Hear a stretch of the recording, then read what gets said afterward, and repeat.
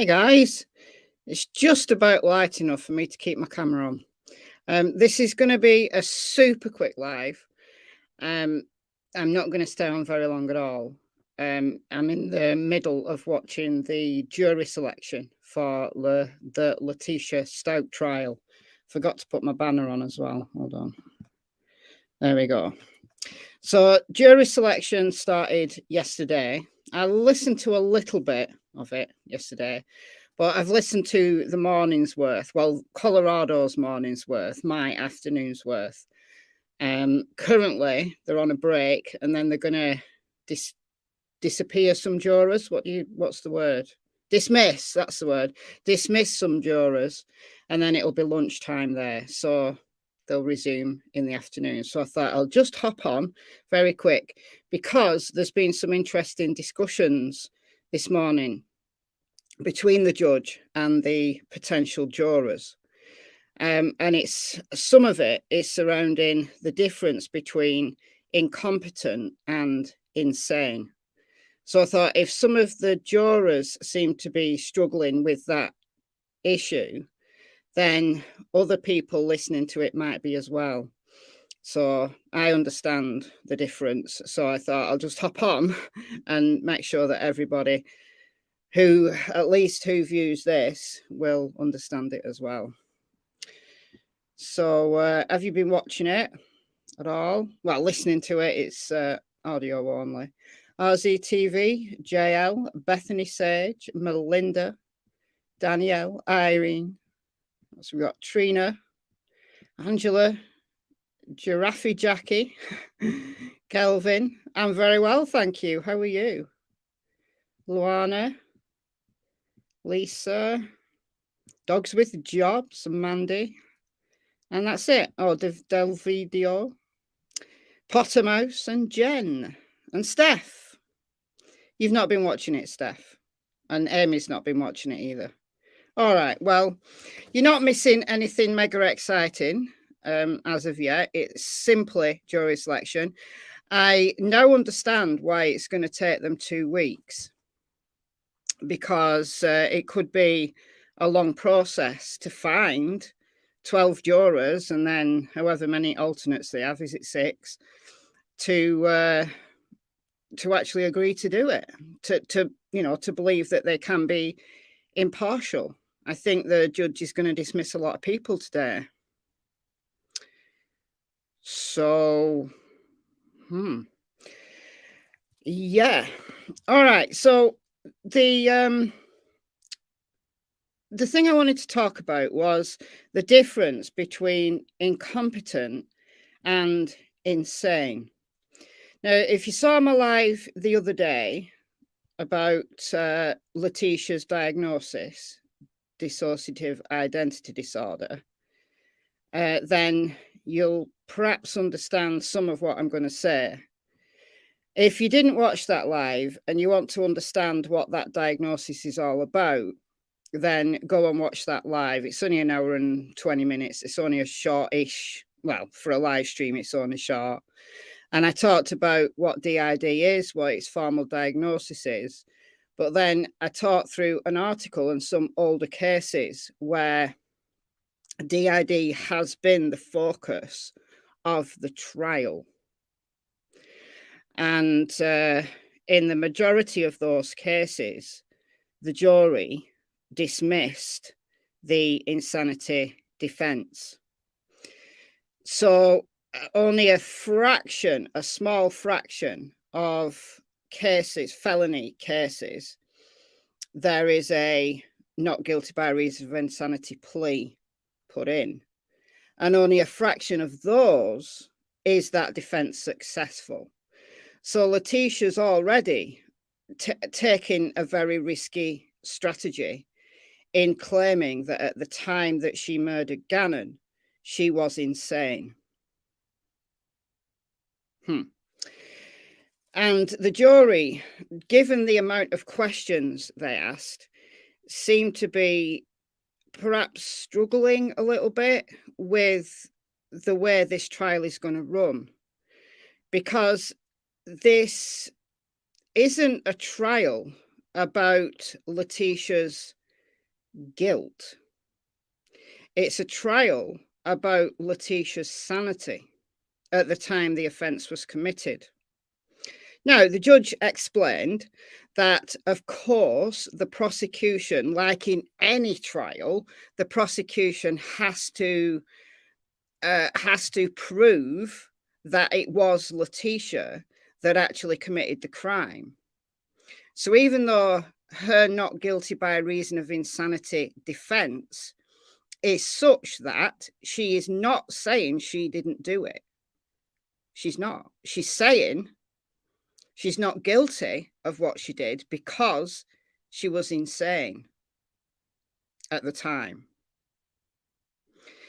And the prosecutor and one of the defense attorneys gave like a 2-minute mini presentation about what their main arguments were. And that initiated then the potential jurors to ask a lot of questions. And it's those questions that I thought, I'm a little bit concerned that these people don't really understand what's going on. And we don't know how many jurors have been selected so far. Jury selection only started yesterday. And I didn't watch the whole day, to be honest. I probably only watched maybe a couple of hours or listened to a couple of hours of it. Not even that, probably. So I don't know how many people were dismissed yesterday. But I'm guessing that he's going to dismiss a whole lot more people today, because some of the things that they were saying when they were allowed to ask questions was, I can't be biased. I have a problem with the insanity defense. I can't be biased. I can't be non-biased. Sorry, I can't be non-biased. I can't understand how if both sides are saying that she did it, but then one side is claiming she did it because she was insane. How does that even work? That was the gist, like paraphrasing. And I get that. I really understand how difficult it is to get your head around that, especially as we discussed the other day when I did the DID live, when it's Letecia, because she's lied so much. So why would we believe anything she says? But obviously, when it's a trial, the jury members that are selected have got to be impartial. They can't be going from any preconceived idea they've got about Letecia and about the case, and they'll be carefully chosen to alleviate as much of that bias as possible. But if they don't fully understand what the meaning of the not guilty by reason of insanity defense is all about, then they're going to have to dismiss a whole lot more people. So this is why I understand now why it's going to take potentially 2 weeks. Kelvin, jury selection is going on for 2 weeks. It started yesterday. This is the second day of jury selection.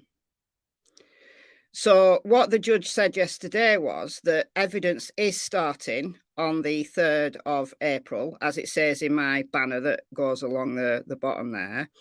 The opening statements and the actual trial proper will start on April the 3rd.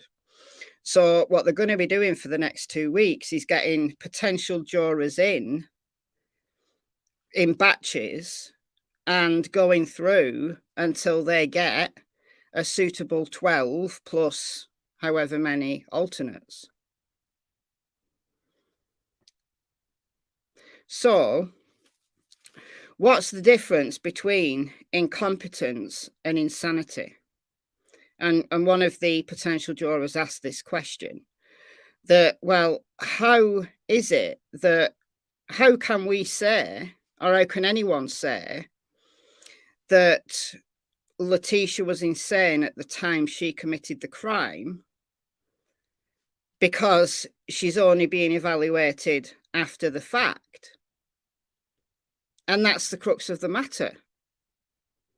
How can they? So the judge said, well, that's down to the expert testimony. That's down to the expert witnesses that both sides are going to bring to the stand. And then it's up to you as jurors, like it is in any trial, to decide whether you believe that expert witness. And you can choose to believe all of what that witness says, or some of it, or none of it. That's down to you to decide. So that's going to be one of the big points of this trial. One of the big points of this trial that I don't think people are quite understanding yet. That I think this trial is going to come down to the mental health experts that they bring to the stand. And the judge did mention Dorothy Lewis today. He actually said Dorothy Lewis was going to testify, or she's on the list of people to testify. So if you don't know who Dorothy Lewis is, then I talked about her in my last live on DID. But she's got some, she's a psychiatrist, but she's got some controversial opinions, and some of the expert testimony that she's given in previous trials has been controversial. And she's the one that's given the latest evaluation on Letecia. So, in the little mini 2 minutes that the judge allowed the prosecutor to talk, he said that the way that she murdered Gannon and the way that she cleaned up the scene and the way that just the amount of planning that went into it, they're coming at this as she's guilty of murder, just like any other murderer is. They're going to prove that it was Letecia that did it. They're going to prove beyond a reasonable doubt that she meant to do it, she intended to do it, and she was sane when she did it. And the sum total of her actions prove that she was sane, because an insane person wouldn't have engaged in the type of planning, the type of covering up, cleaning up that she did. She clearly understood what she'd done. She clearly understood that she was going to get blamed for this. That's not insane. That's not somebody who's got no clue what they're doing and they're behaving in a totally insane fashion. And then the defender just said, well, we're going to prove that she was insane.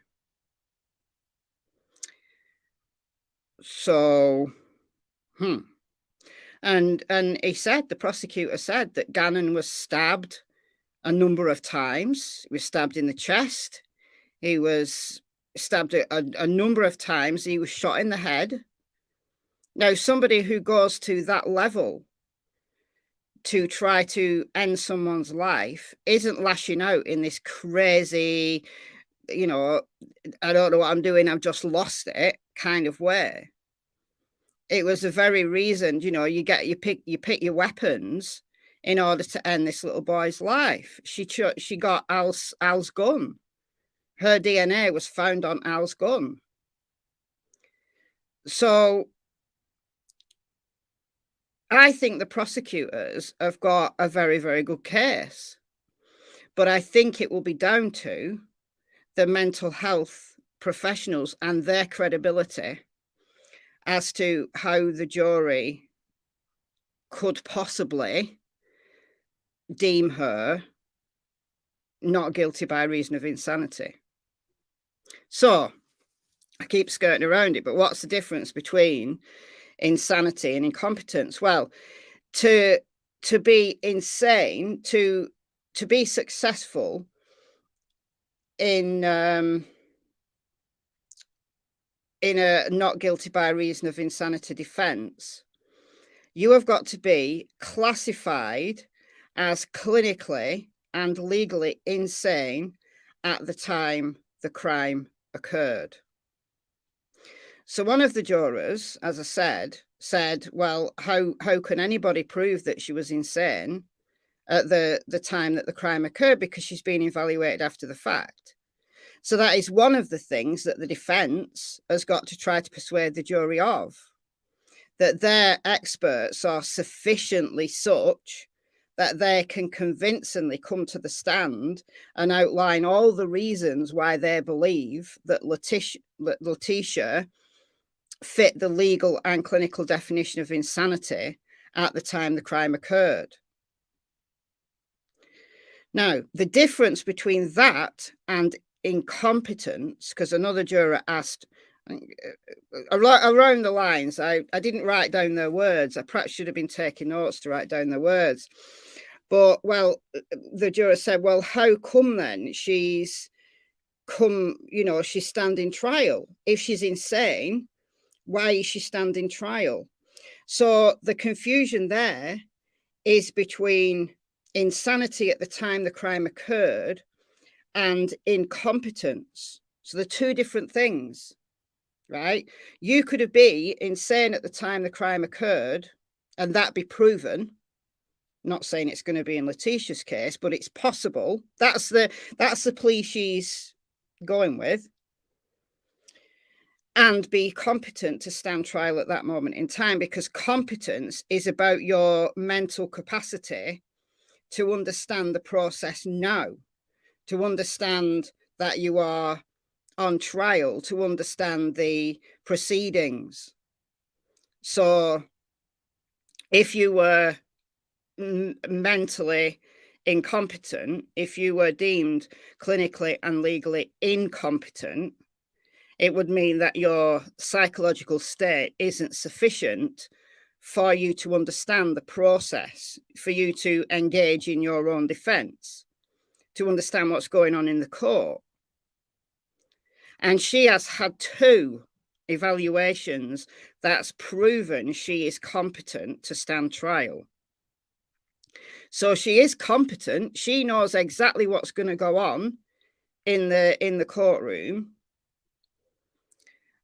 So the issue, the thing that it's going to come down to is, was she insane at the time the crime occurred?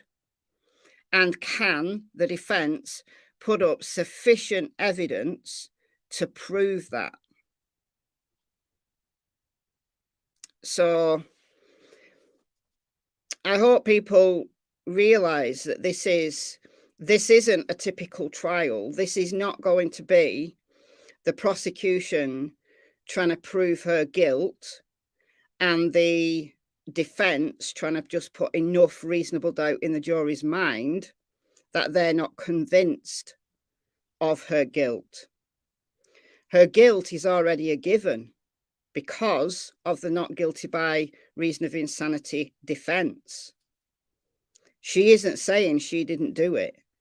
She's saying she didn't do it because she's saying she did it, but she can't be guilty of it because she was insane at the time. So it's going to be a very different trial than the type of trial that we're used to. And I don't think people are realizing that yet, that this is all going to come down to psychology.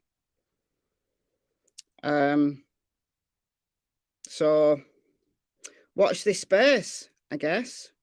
But of course, the prosecutors are going to have to present all the relevant evidence that it was her that did it. They're gonna go through all of that kind of evidence. Of course they are. They have to.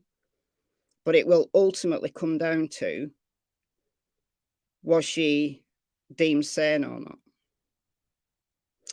So that's all I want to say. So do you understand the difference between insanity and, like, from a legal standpoint, insanity and incompetence? It will be, Momo, it will be a battle of the experts. It will be a battle of psychiatrists.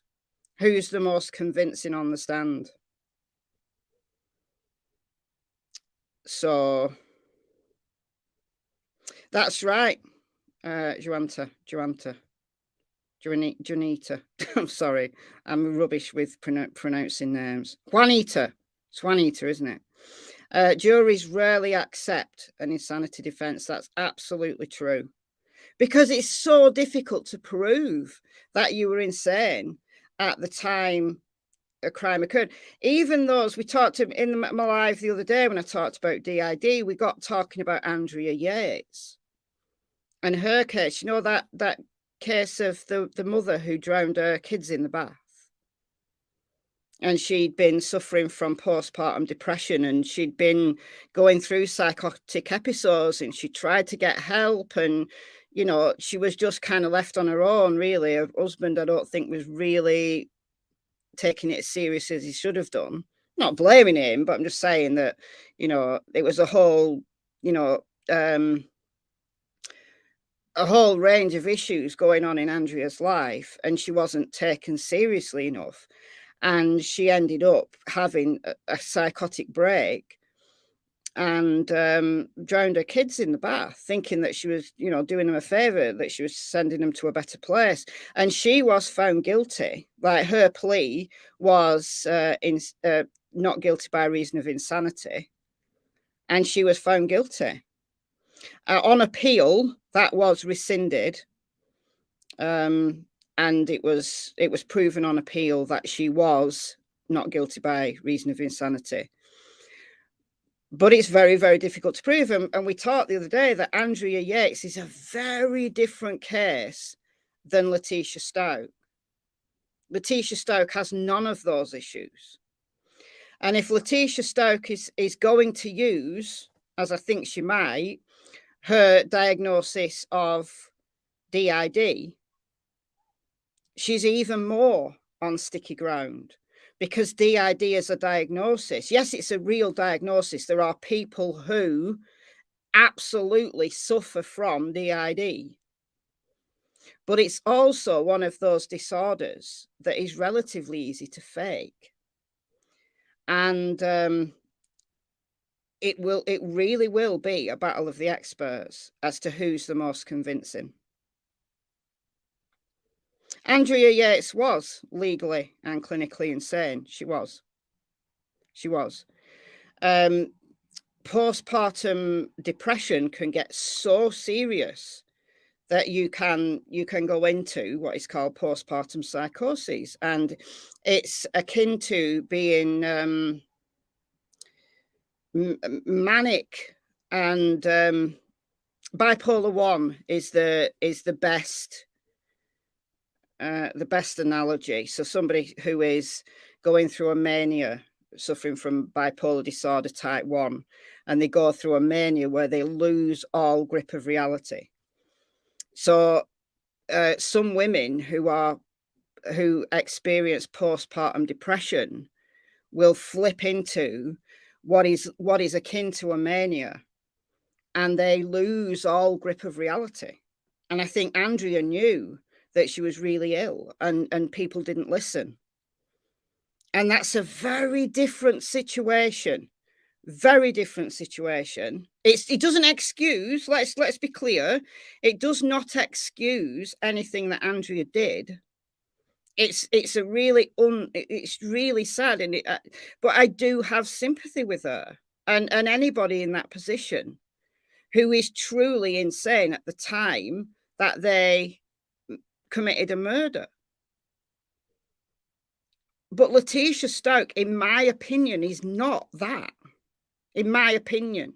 Skittles Riddles, thank you for becoming a member. Welcome to the Secret Agents Club. Enjoy. I'm going to be doing another members live soon. Probably not this week, maybe next week. I always say that, and then like a week goes by and another week goes by and another week goes by, and then I end up doing one like weeks before, like, so anyway, but I do. Rusty Yates should have been found somewhat responsible for Andrea. Yeah, I agree with you. I do agree with you. But so insanity is being clinically and legally insane at the time the crime occurred. And therefore, if your insanity defense is successful, it doesn't mean you didn't do it. You're saying that you did it, but you did it because you were insane. And that's a different type of punishment. Whereas incompetent, if you're clinically and legally incompetent, because you don't understand, your mental capacity isn't sufficient, that you just don't understand the process, you can't participate in your own defense because you don't understand what on earth's going on. That's a very different situation than being insane at the time the crime occurred. So you can be insane at the time the crime occurred, but incompetent to stand trial. So that's what Letecia is claiming. She's claiming, based on evaluations, that she's competent to stand trial, but she was insane at the time the crime occurred. Now, remember, the crime occurred over 3 years ago. It was 27th of January 2020. So the experts are going to have to be very good to convince this jury that she was indeed insane, and that's why she committed the murder.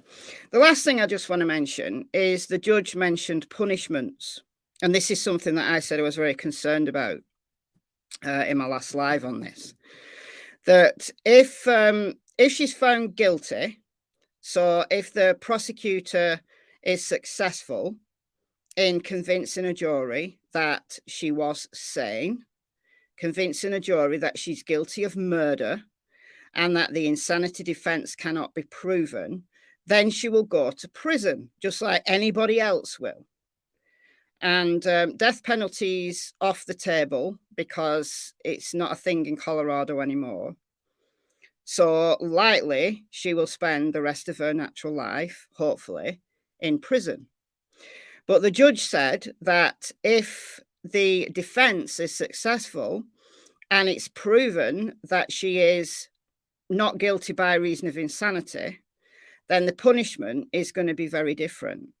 That she will be sent to a mental health facility who will then work on making her sane.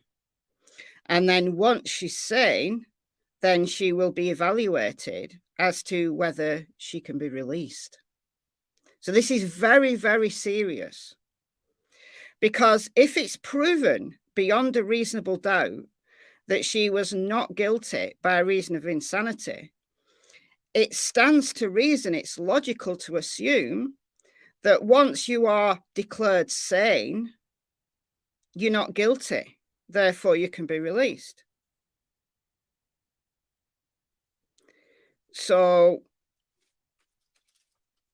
he is hoping that the prosecutors have got some damn good experts that can successfully argue that she was as sane as they come when she was committing Gannon's murder.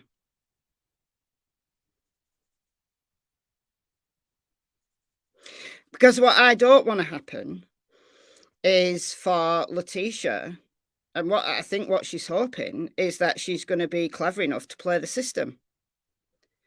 That she's going to be clever enough to go through this trial, be found not guilty by reason of insanity, spend a little bit of time in a mental institution, and then, hey, presto, she's sane again, and she's released. And Gannon's family have to go through every evaluation she has, you know, thinking that she's going to get released. The next evaluation, she'll be proven sane and she'll be released. She is, Minnie. She is faking it. She is. But she thinks she's clever. She thinks she's clever. She is very shrewd, Lorraine. You're right. She is very shrewd. Let's just hope that she's not as clever and she's not as shrewd as she thinks she is. And the prosecutors are able just to argue down by, you know, the battle of the psychiatrists and psychologists, that the jury errs on the side of the prosecutors, because I think she'll try every trick in the book to win her freedom, which is just terrifying. Now, in cases where someone is genuinely insane at the time a crime occurred, once they're better, then they're no longer a danger to society, are they? But when it's someone faking it, who's using the law against itself, I've got a big problem with that.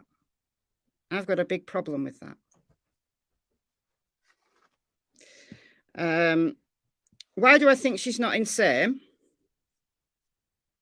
Because I went through it all the other day on my live, but she was able to plan not only his murder, but she was able to lie and lie again based on what she thought the cops had on her.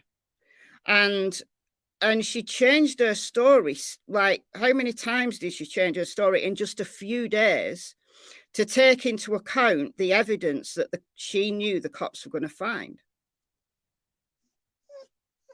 She went through, she injured Gannon on the night before, on the 26th of January. She injured Gannon. She played a video.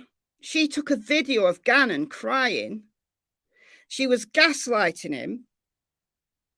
Just it's evil gaslighting, saying that she was going to have to sell stuff, like sell the couch and stuff, so that they wouldn't get evicted. She was playing him and he was crying. And then the following day, she kept him off school, took him out for 4 hours, went to Petco to buy dog coats, in my opinion, hoping that Gannon would die in this process because he was injured and he was seen on surveillance, walking slowly and not like an 11-year-old boy, walking slowly, injured. They got home at 2:15. 3:15, Gannon's little sister came home. So an hour later, Gannon's little sister came home from school. She told Lena, the little girl, to go and play outside, that Gannon was asleep in her bed, when actually he wasn't. He was dead, led in pools of blood in his bedroom.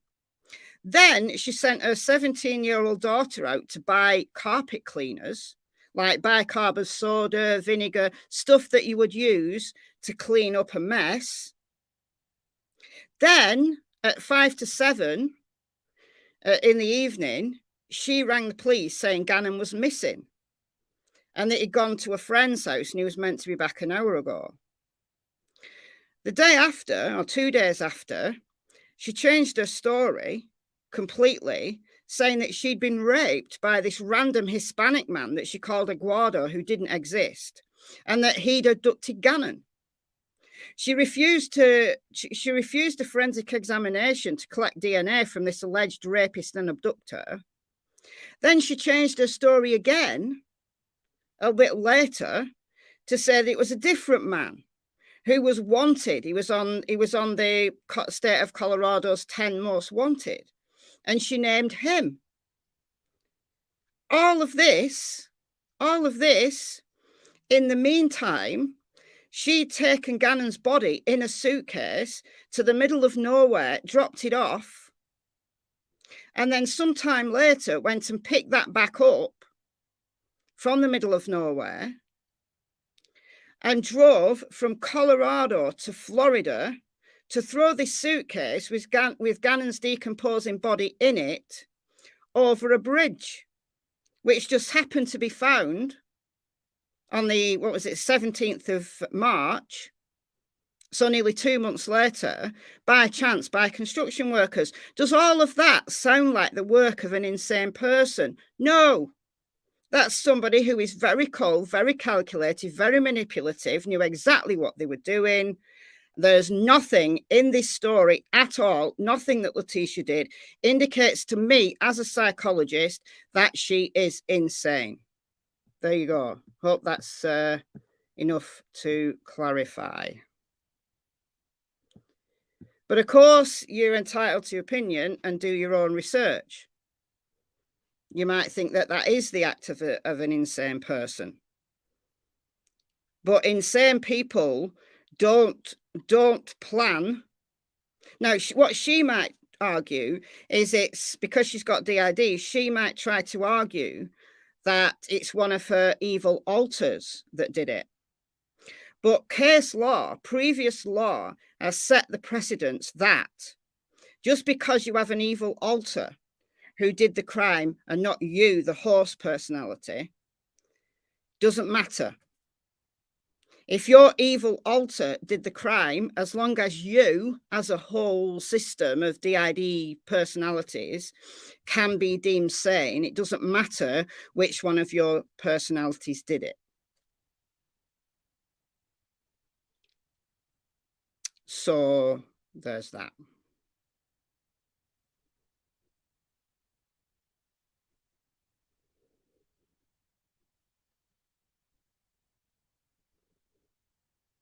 And what I think this kind of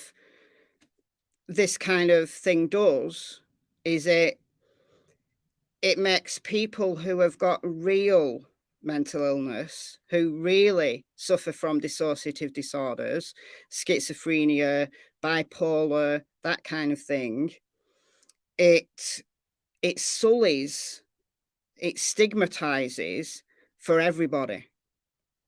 Because if you get one person who fakes it for something like this, the public then starts to think everybody who has these conditions is dangerous and is going to try and fake, to get away with it.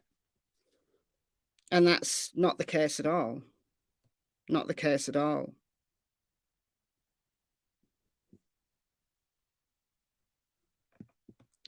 Does the original know the alter?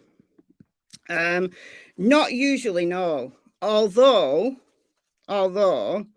there are some people with DID who claim that they have contact with their alters, that they're able to communicate with their alters. But generally speaking, the criteria for the diagnosis of dissociative identity disorder is that the host personality, so the original person, loses memory, has periods where they don't know what happened, and that's the time when an alter had taken over. Obviously very, very distressing, very very dangerous for somebody who is genuinely suffering from DID. It's a very serious condition because people can lose hours, days, put themselves in all sorts of danger when they're dissociated. But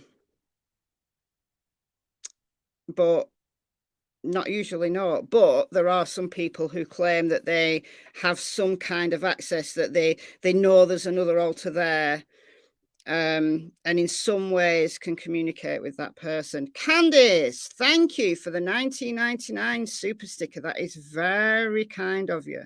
Very kind of you indeed. Playing the system, absolutely. Absolutely. Is there a case where someone can be insane and plan it out, but for just a few days and not just during the crime? Well, yeah, you could go through a period of insanity. You could go through a period of insanity that if you can prove, lasted for days or weeks, then yeah. However, what I would proffer to you is all of the things that Letecia did in those days after. Like, she did an interview with reporter Spencer Wilson. And did she sound insane when that interview was going on? No. No. She knew exactly what she was doing. So surely, if she'd have been insane, because you can't just choose in what parts of your life you're insane and what parts you're not, there would have been a whole range of other indicators that Letecia was behaving very, very oddly. It would have been evident, and it wasn't.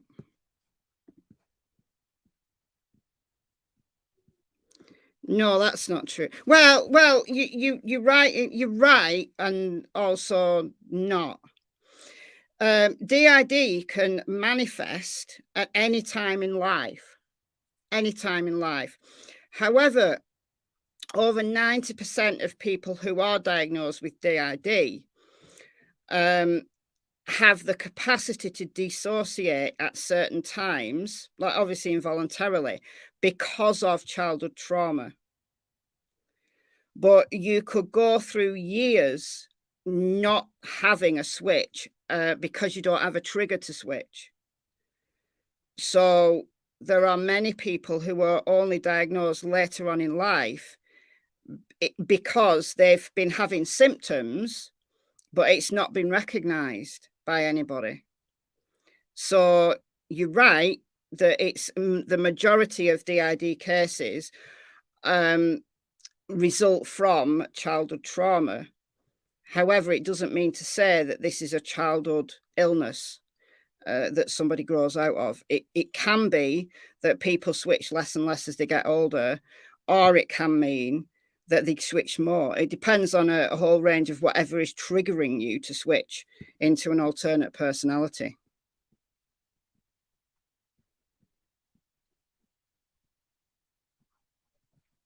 Oh, they do. They do. It's dissociative disorders, including DID, are formal diagnoses under the DSM-5 TR, which is the revived version of the DSM-5. DSM stands for Diagnostic and Statistical Manual of Mental Disorders by the American Psychiatric Association. So yes, they do. It is in the DSM. Yes, we talked about it the other day. I gave you the diagnosis the other day from the American Psychiatric Association's website. Yes, it is. It's not called MPD anymore. It's been DID for years now. How come I don't work in the field anymore? A range of reasons. I love psychology. I love it. There's a whole range of reasons why I decided to quit while I was ahead. Basically, partly 75% of it was health problems. But I still keep up to date with psychology. I'm still a chartered psychologist. I've maintained my chartership.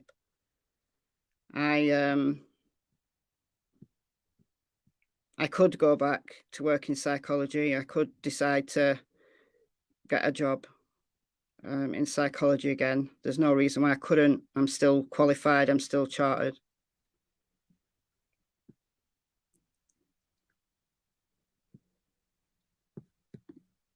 Yeah, personality disorder is a little bit different. Personality disorder is a different type. DID is classified as a dissociative disorder rather than a personality disorder. But it'll be interesting to see whether Letecia uses just DID as her defense, or whether she's got other forms of mental disorder that she tries to use as well. No, never been released.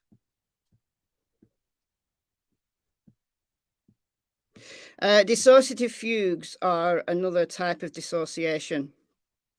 Pretty rare, actually, but I had a friend who had a dissociative fugue. It took us 3 weeks to find him. I've told the story in videos. Can medications help? Yes, but there's no one medication that can stop you from switching. The types of medication they tend to give you if you've got a dissociative disorder is basically to help you with the depression and the anxiety that that disorder can cause. So they might give you anti-anxiety medications that might just kind of calm you down. But there isn't a medication that's going to stop you from having a dissociation. It's a lot of it is therapy. Therapy is, having a good therapist to help you understand. You have to understand your triggers and the way that you control your disorder, and also day by day kind of safety things as well. Can you learn to communicate with your alters so that you don't put yourself in a position where you're putting your life in danger? It's getting so dark now. I'm going to turn my camera off. It's too dark now.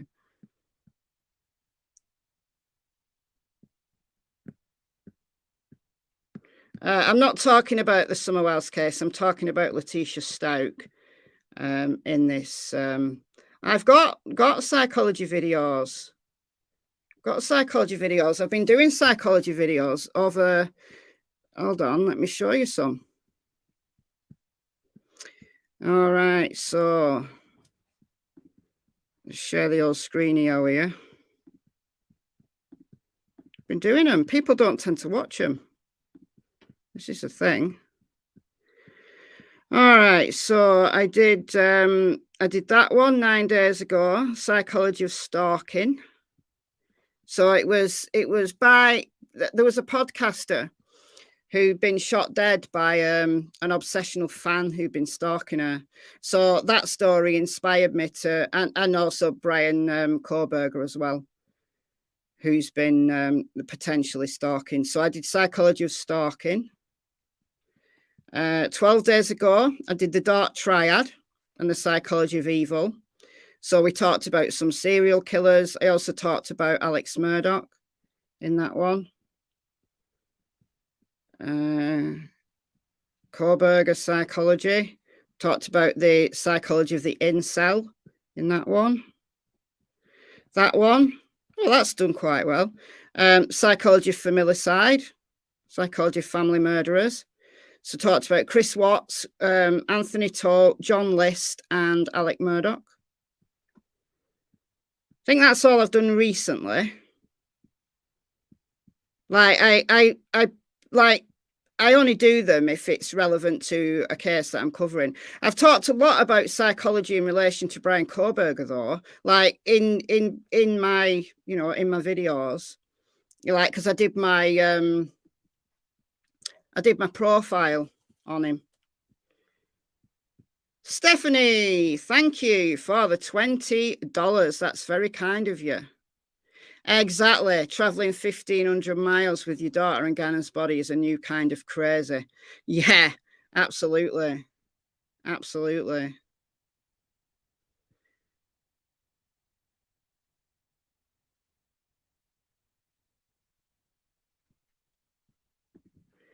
Scotty Morris, I've seen that. I haven't looked into it. I have seen it. Who did a video on it today? Forgotten. Have they called the search off? Did I see that? Is it true that they've called the search off? Oh yeah, it's not a common disorder at all.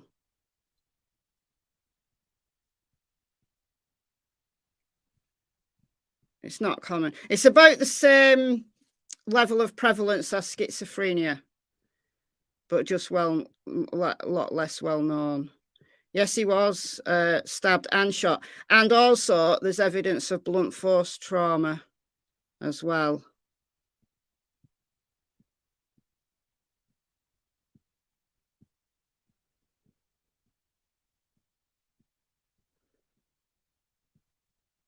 All right. Does PTSD have anything to do with a person being paranoid? Can do, yeah. Because part of the PTSD phenomenon is anxiety.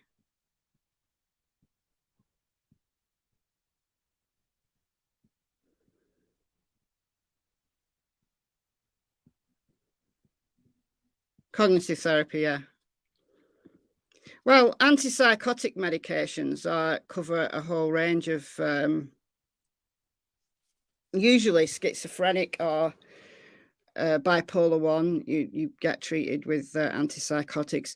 Not so good for something like dissociative disorders, though. Yeah, it just gets too dark.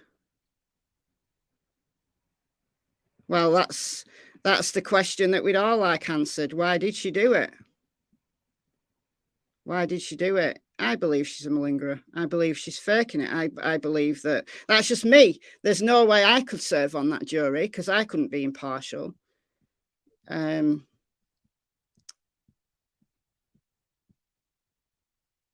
Absolutely they do. Absolutely they do. Exactly.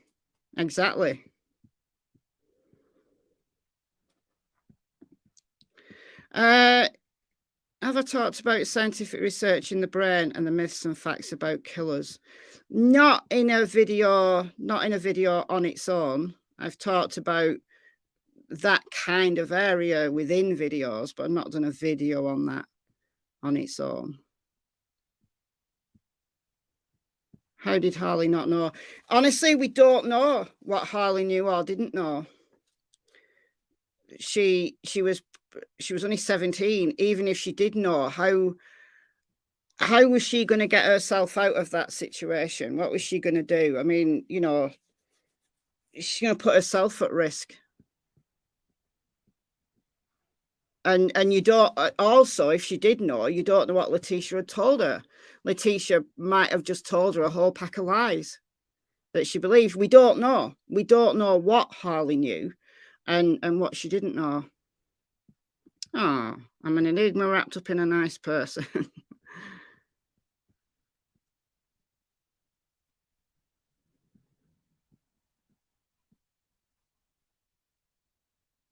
Well, I don't know. She's on the witness list, so she might testify. Yes, it would. Of course it would. Yeah, of course it would. You'd have to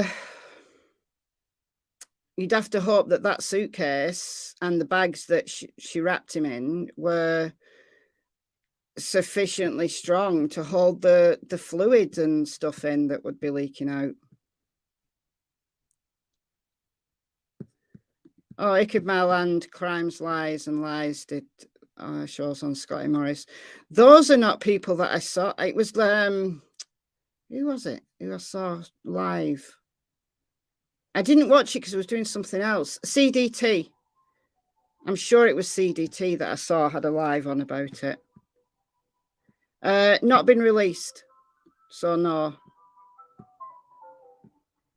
What time is it? It's currently 6:45 in the PM.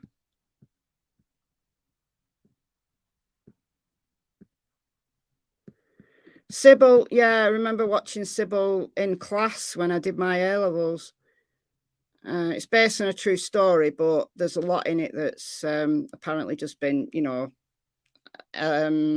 what's the word? Embellished for the film.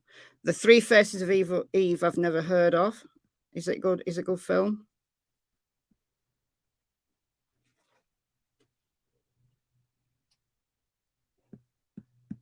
Ooh. Bipolar 1's very dangerous. Very dangerous. Bipolar 2, not so much.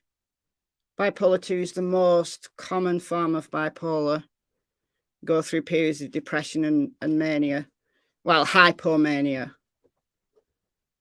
Still horrible, but you don't get into a period of psychosis. You don't lose grip on reality.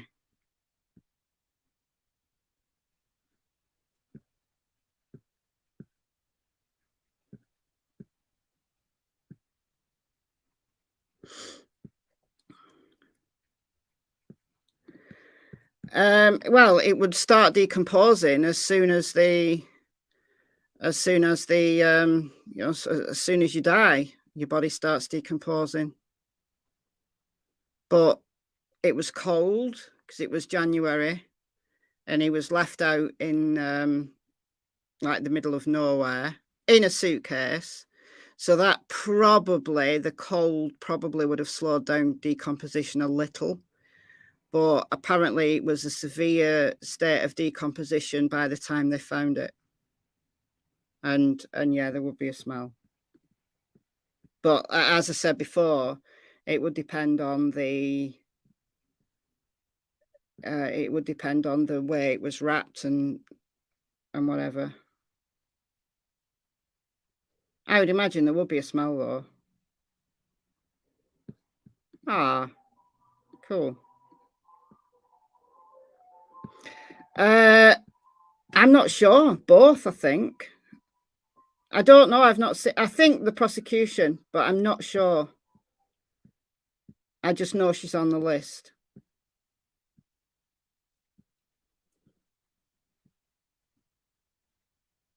How many times do you ask me that now? No, it's not been released. It's not been released. I've said it's not been released. It's not being released. I'm just way behind in the chat. So that's why I'm not answering. I'm way behind. I've caught up now.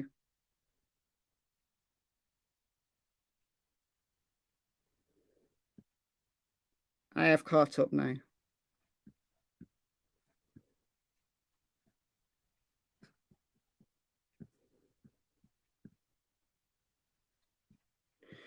All right, guys. I think they might be back from their lunch soon. So I'm going to go and watch some more of this. So I just hopped on just to clarify some things, answer some questions, and I haven't been following the Sarah Boone case. No, that's the suitcase one, isn't it? I haven't been following that. I'm following so many cases at the moment. I'm having to be a little bit discerning on what new cases I take on, because, you know, it's either you do a few cases in depth or you do a lot of cases just on the surface. And I don't know what the best approach is. I don't know what approach people prefer, but I get into a case and I deep dive in it. That's just the way I am. So, you know, even if I didn't have a channel, I would, yes, I'd be interested in other cases, but there'd be a few cases that I would just deep dive on and want to know every single fact and analyze every single theory about that case.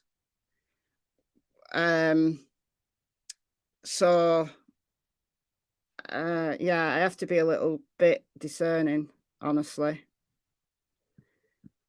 But it doesn't mean to say that I wouldn't cover it. It's just that I'm not covering it at the moment. Tilly's a Labradoodle.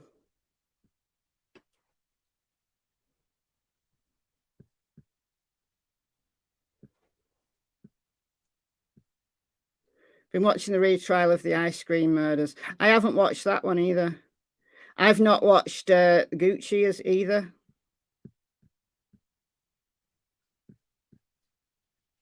I'm a deep diver person. I tend to prefer cases where I've been into them from the beginning, that I know stuff about them from the beginning. But yeah, I know there's loads of channels that do, you know, their entire channel, and probably the biggest true crime YouTubers, you know, the ones who've got over 1 million subs, they're the ones who do a wide range of different cases, and they, you know, they tell their story, like Kendall Ray and Christina Randall. That chapter, you know, they do a case, they do a story. I know that Christina follows up. She's done loads on Brian Koberger, Brian Laundrie, but they cover a wider range of cases, but it's a more of a surface level, isn't it? Anyway, right, I'm going to go.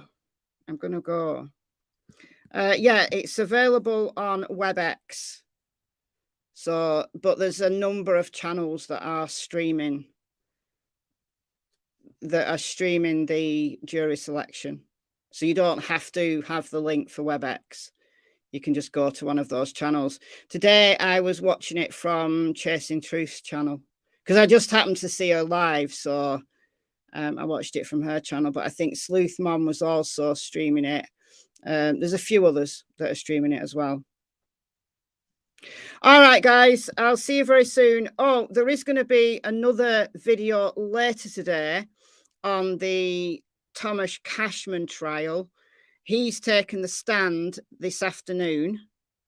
So Thomas Cashman, who's the accused of murdering 9-year-old Olivia Pratt-Corbell from Liverpool, so near where I live. So that's coming up on Michelle Walks later today.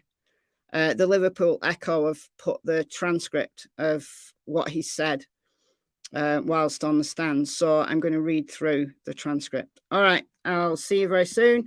Thank you, everybody. Thanks for the donations. Thanks to the mods, as always.